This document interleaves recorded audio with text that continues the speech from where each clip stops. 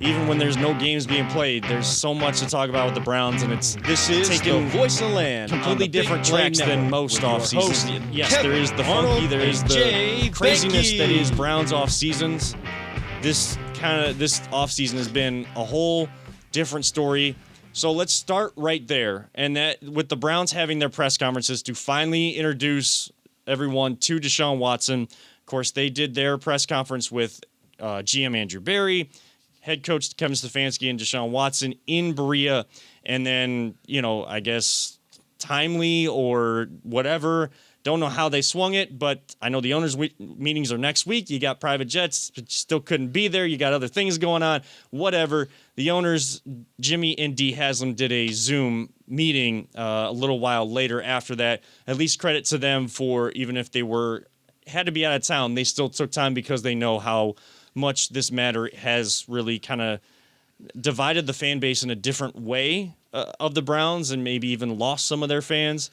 So with this, and I apologize to our sponsor, Vector Technical. They sponsor our poll every week. Did not get a poll up this week, but the poll that I wanted to post, everybody posted in different ways. Oh, yeah. And that is, how do you feel after hearing from the Browns organization and Deshaun Watson and taking all the press conferences into account? Do you feel better or worse about this move? Still the same? Jared, where are you at after kind of now finally having a chance to hear from all of them?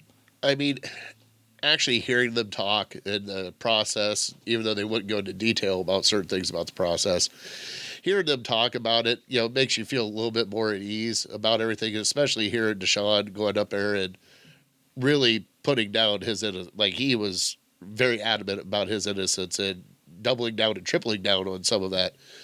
But, I would love to see Dee and Jimmy there at that press conference also, because that was, you're transitioning from a franchise quarterback, which we thought we had, to a new one. This is like one of the biggest trades in NFL history, and your owners aren't there for this to kind of help kind of navigate everything. But, from what I saw, I mean, yes, Barry did an amazing job during the press conference. I'm not saying Deshaun didn't or Stefanski didn't. It's a weird time as Cleveland Browns fans, because it's emotional time. And normally you don't have emotions come with football. But this time you have to check your emotions and check how you feel as a person. And, with the way the press conference went, I thought it went good. I thought a lot of it put some at ease with some people, but also left people wanting more questions. Peter, did you get a chance to kind of catch some of the press conferences and stuff and how you were feeling about this situation after hearing from him? I mean, actions are always going to speak louder, but the only action they can do is speak right now. Right. So where are you at after being able to finally see and hear from them? I wasn't able to watch it, but I did listen to some of it, and I mean, I'm still not sure how I feel about it. I mean, from a player's perspective, I think I think Deshaun is an upgraded quarterback over Baker. I mean, because the thing is with Baker, kudos to him for playing through the injury. I really wish he would have gotten the surgery earlier. Because I think we wouldn't even be having this conversation if that would have been the case. Right. Because he would have been coming back for his final year of the contract, and that would tell kind of what happened. And it's kind of messy, and I don't like that. Then all the off-field stuff for Deshaun. I was talking to Jared before we started the show, and he hasn't been found guilty of anything. Right. He still has his day in court. I don't want to crucify the guy through the court of public opinion. The number troubles me. Some of the stuff I've read about what's available of some of the allegations, is kind of, there's some serious stuff there, and there's some stuff that I'm like, I don't even understand. It's pretty vague. Some of it's kind of vague. And one of them was like, we were joking about it before, because it's like, I'm not even sure how that happens. So I don't want to get into too many details, but I don't know. It's just, I'm still not feeling great about it. I mean, if it was just Deshaun Watson coming and he didn't have that baggage, I'd be stoked. I'd be excited about it, and that's the thing is, like you said, Jared, it's like it's a huge trade, This is huge. I mean, it's a huge change for this organization. And, some people online were saying, I wonder if if Deshaun would have gone to Atlanta, if this would even be an issue. Like, if it would have gotten the kind of press. Well, I mean, that all depends. I mean, that's his hometown.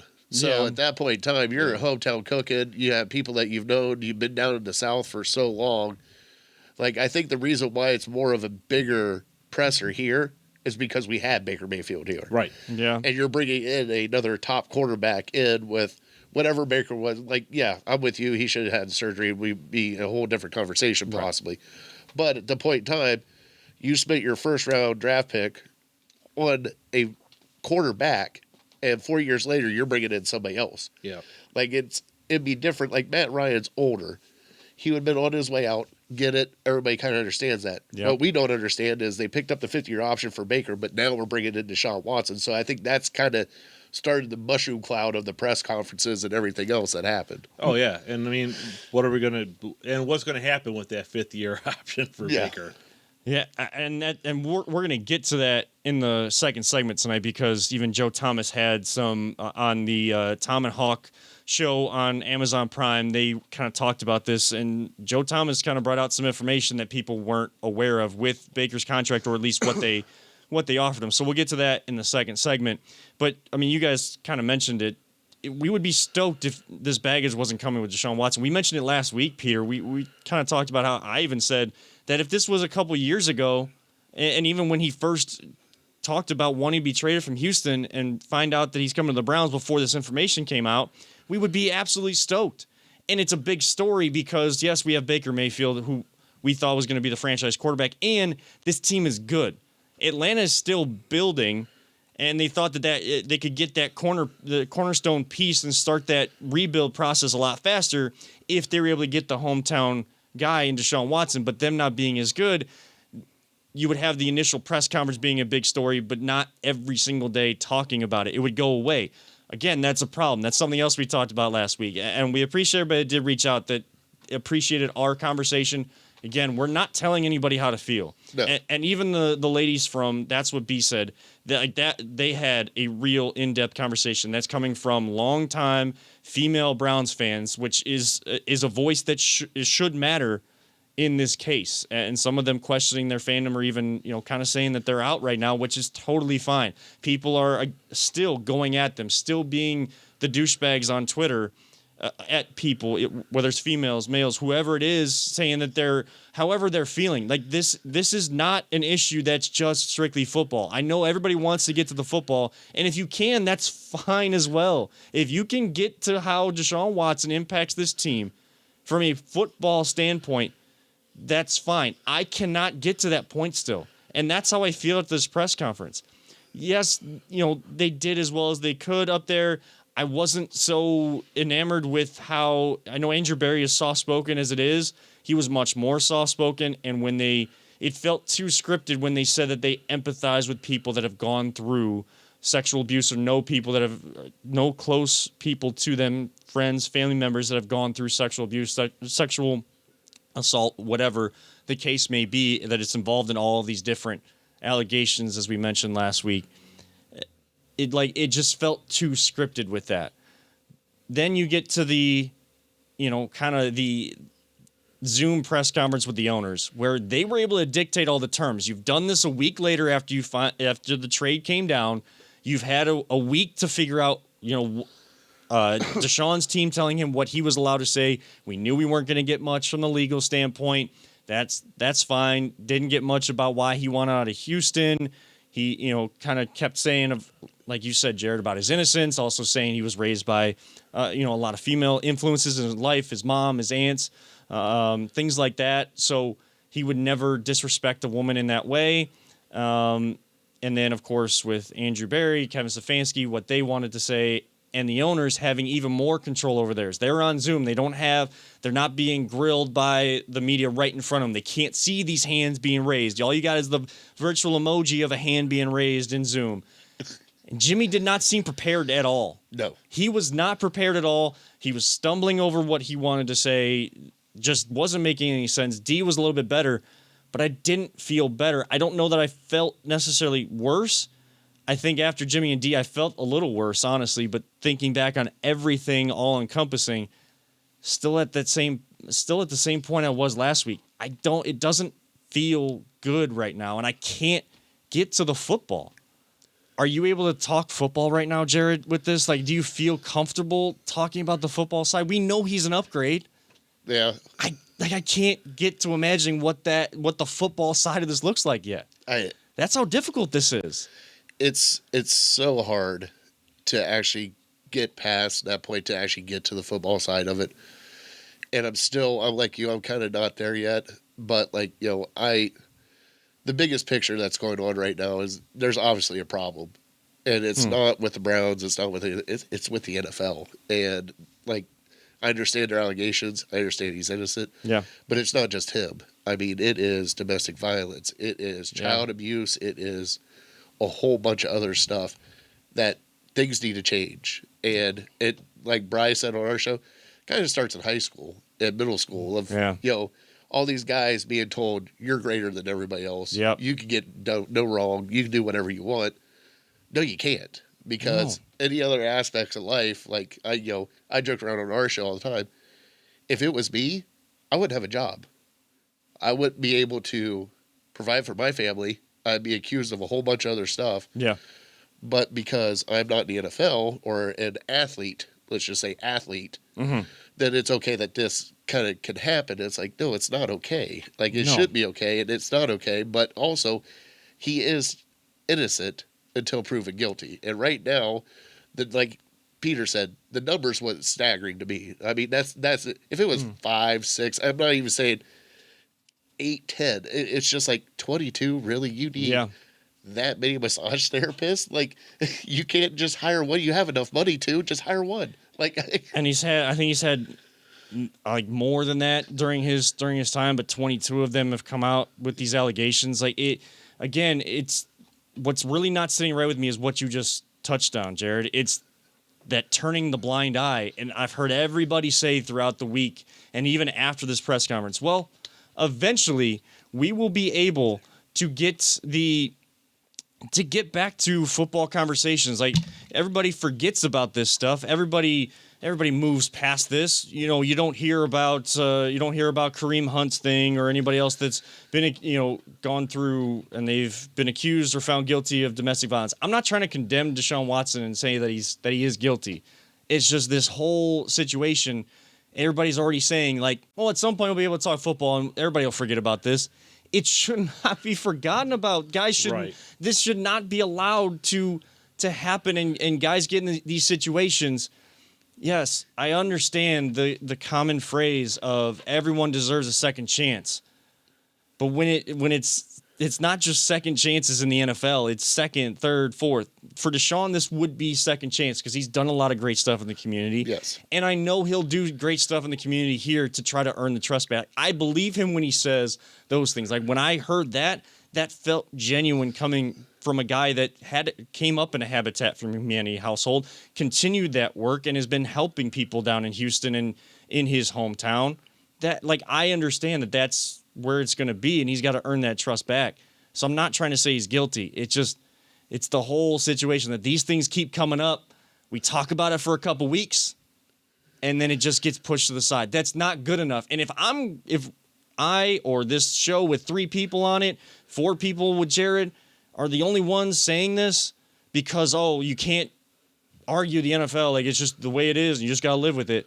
Yeah. I don't care. I'm going to say these things because it's reality. It's not just this fictional fantasy football world that everybody else lives in and just loves how much attention they get from their stupid takes on Twitter and how many people jump in their spaces and they got to clamor for attention. Look at reality, people. If you don't want to hear me because I'm speaking in reality terms. I'm not speaking in fantasy terms where we get to forget about this. This does not go away until it actually does. And if he's found innocent, I will come on here and say, like, it is good to hear that he was found innocent. He went to bat for himself for the right reason, and now we can move forward with football. But when other cases like this come up, we need to make sure that we get all the information, get it all figured out before we can and have the conclusion to that before we can move past it. And if someone is found guilty, you can't just turn a blind eye once they go through the legal process of whatever consequences they get and bring them right back and they get to play football again. There's got to be more repercussions or recovery, rehabilitation with these things just as much as physical. And that's where it is. So we're going to probably have to keep talking about this because more stories are going to come out. There might be more grand juries that have to go through their process. So we'll have plenty of time to talk about this. Can I say one thing I was excited about?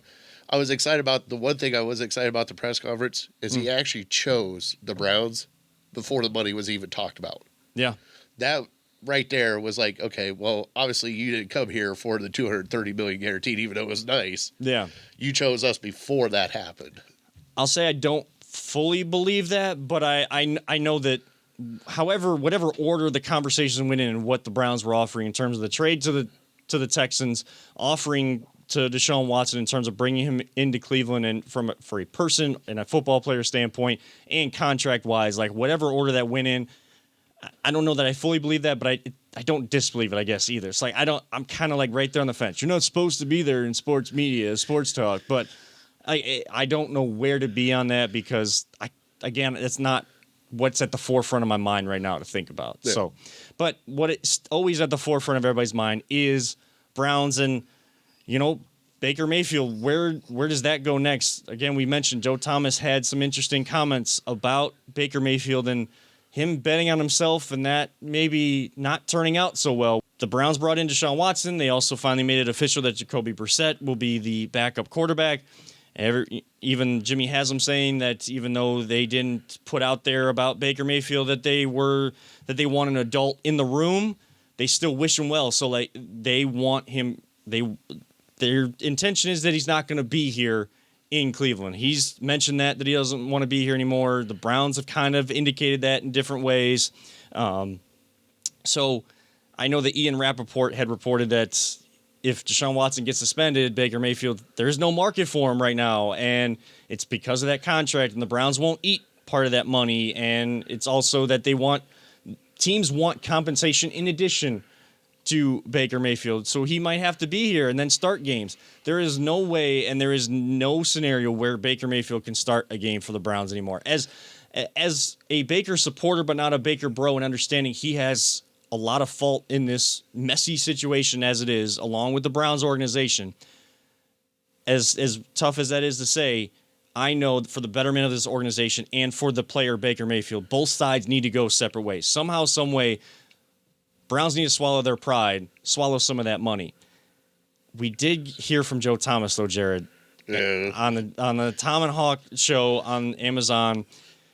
And he said that Baker Mayfield was offered a $30 million a year contract by the Browns last season, and he said, "I'm just going to continue playing on this.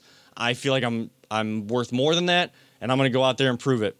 Goes out there, starts the season decently well, separates his shoulder, and then we know where it went from there. Yeah. Where does this try to play Nostradamus for me? Where does this scenario end up? I don't know because now the NFL knows that he's done with the Browns. So they can actually put out whatever price they want for Baker Mayfield or wait for him to get released. Well, they're not going to release him for $18 million and then be on the hook with it. Yeah. So they got to find at least a trade partner or figure out a way that this is going to work out to where he's gone. And I love the reports of, well, he's still under contract. He's still going to play. You and I both know. He ain't playing. I'm childish as I can't say certain words on here. I'm childish as shit too. Yeah. Would I want to go back to a person that just took my job in a team that just said, no, I'm done with you? No. I don't care if it's $18 million guaranteed or not. I'd be sitting on my butt going, you guys have fun. I'm like a scorned lover over here. I don't want anything to do with you guys either. So what makes you think he would want to come back and actually play any games for the Browns, even if it does benefit himself? Because he's never shown that he's that kind of person. So at that point in time, this has got to be done and over with, and it's got to do it quick. Because once it's done and over with and out of here, then a lot more people can move on after that. Because, like you said, the Baker Bros and all this other stuff, everybody's just, he was a good quarterback, guys. Yeah. Like he was. He wasn't great. No. Right. And then if he said, like, if he's still under contract by the time training camp or the preseason rolls around and, you know, people are still thinking that somehow Baker's going to start a game for the Browns, you know that, and he says, I'm not going to play, he's sitting out, you know that the Baker bros are going to find some excuse for that because part of that is being immature instead of, having an actual, we'll use the term adult, even if the Browns didn't use that or not, having those actual conversations, not talking through different people, your team or whatever, in addition to your team, going to them to talk to them and really figure this out, how both parties can go their separate ways. Baker bros will find some excuses for him. The Baker haters will only bash him for being, lacking adult credibility, basically being a child. It's going to go both ways. At this point, he's not going to be here. The Baker bros, sorry, I got to tell you, he's not going to be here. You got to move on. If you're going to still be a Browns fan and you're going to look at things in a football term, Baker's not going to be here. Hey, Baker haters, there's no need to bash him. I don't know what jollies you're getting out of bashing this guy and running him through the mud. He has not said anything, and his off the field issues, you want to focus on that more than real issues that are off the field with a guy that's coming in that everybody feels has greatly improved the quarterback position. So again, that's already starting to push what should be the conversation off to the side, turning a blind eye to it just so that you can go bash a child. And I put child in quotes for those just listening to the audio because, again, there's no point in it. Oh, yeah. Both just need to go their separate ways. Baker haters, go away. Stop talking about it. Baker bros, go away. Stop talking about it. This is it should be focused on what does this new era with Deshaun Watson and Jacoby Brissett look like from the quarterback room, and the team that gets Baker, and if people follow Baker because they're fans of the player, that's totally fine too. Everybody can talk about that with those teams wherever he finally ends up. Guess what? This whole situation in terms of football and business and this team improving this offseason has put the Browns at a standstill point in their offseason progress because they don't know how they're trying to get all 18 off the books to then bring back a guy like Jarvis Landry or Jadeveon Clowney, which we would love to see back. And having a guy like Juice come back would probably help some Browns fans feel a little bit better from a football standpoint. Oh, PR-wise, it would help about that. I understand that. I mean, especially if you bring back both of them, PR-wise, everybody's going to be like, oh, Deshaun, who? Oh, we got Juice back. Hey. Yeah. That's what, as soon as it was like, oh, we got to bring Juice back now. We got to bring back Clowney now. Well, you really can't because you still got $18 million in cap space right now you got to get rid of. Yeah. And the reason why they want to get rid of $18 million, they don't want that contract on their books to help them progress as a team, is the exact same reason why there's no market for Baker Mayfield right now. I know everybody wants to go to, and for some teams, I'm sure it is his immaturity. I'm sure that they've already closed that door. Guess what? If Deshaun Watson was so perfect from a football standpoint, there would be 32 teams that had offered to the Houston Texans, not 13, that got dwindled down to 5, then 4, then the ultimate one of him choosing the Cleveland Browns. So that's always going to happen. There's always going to be teams that say he does not fit from a football standpoint or character standpoint what we want to do. I know that there are teams that are very interested in having Baker Mayfield on their team. But from a business and cap hit standpoint, there are no teams that want the fifth-year option, $18 million on their books. The Browns need to eat some of that money, maybe throw in a low draft pick with that to trade them away, or else they're going to have to release, take the $18 million cap hit, not be able to bring any more players in here, hope that a good wide receiver falls to you in the second round and you find that diamond in a rough defensive end to be on the other side of Myles Garrett, because that definitely helped him last year. Having another good to somewhat dominant pass rusher on the other side, guess what? That takes away the triple teams and all of the guys that Myles Garrett has to get through. And I know that Aaron Donald does that on a weekly basis, but guess what? The Rams won the Super Bowl. They got a lot of other good players that teams have to scheme for defensively.